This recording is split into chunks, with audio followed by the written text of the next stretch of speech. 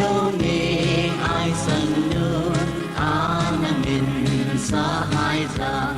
u đâu ngờ te có một xe là kila hậu sa Chandra kirti maharaja kon len pata utang lơ gong say lơ ra sông len lệ kulung khăng mi chân ana vai hoa mùi bula pate cùng ra khát tên na sang khát ra cô som gen lệ cung trên và xa ngày tranh vì là vô thể mẹ khi mùa ta lâu ô bát thiên mà lại mi tê bát thiên là vô ban dâm in vô kỳ đến tu khang đầu gol bang cơ sung năm tin phong tin kỳ phong con na đi hân ai giang cơ pi ni sang đông đi này lâu sắp càng tệ vai hôm lại Peter sắp càng in tấu chi sắp lên đi na hi India mi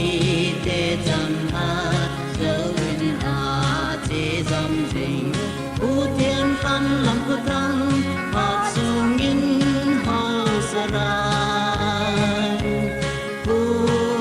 đi vì sinh in cho hình kỳ ai giang phát ta cùng ra phần lên ma sang phát ra cô som ghé lơ cô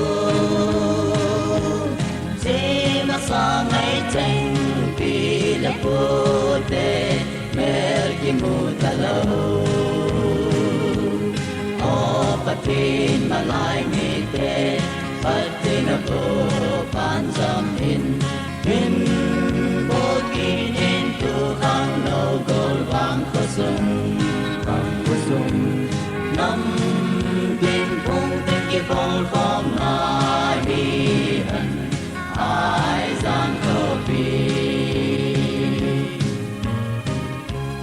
u trên ra bao đầu ngơ cô lơ ra sông hậu lại sai hẹn rằng lộc cho ai sân ra mà trên con vào nê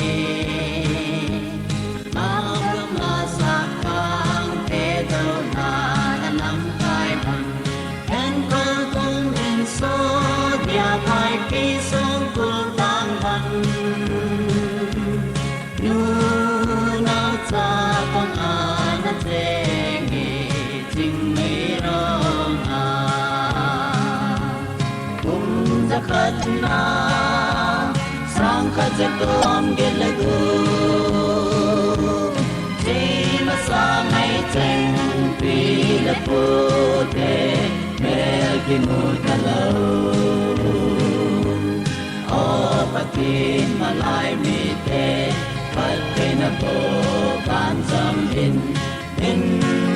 vô kỳ đến tu khang nâu gol vang khơ sung năm tin phong tin kỳ phong phong na hi hân ai giang khơ pi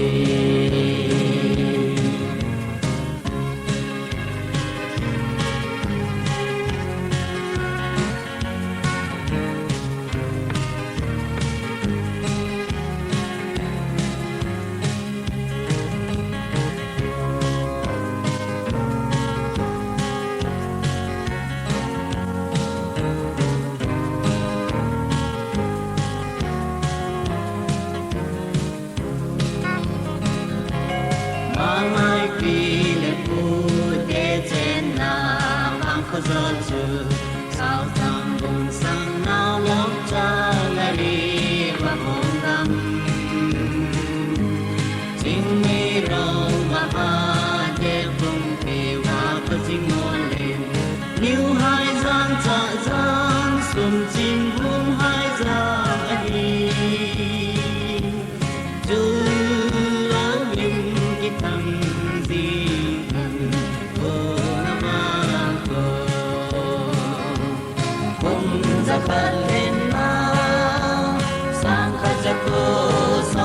là cũng chỉ mà sang ngày tranh vì là cô tê nghe thì mù ta lâu ô bất tin mà lại vì tê bất tin là cô bán dâm in vô kỳ in tu khang lâu gol bang khơi sum năm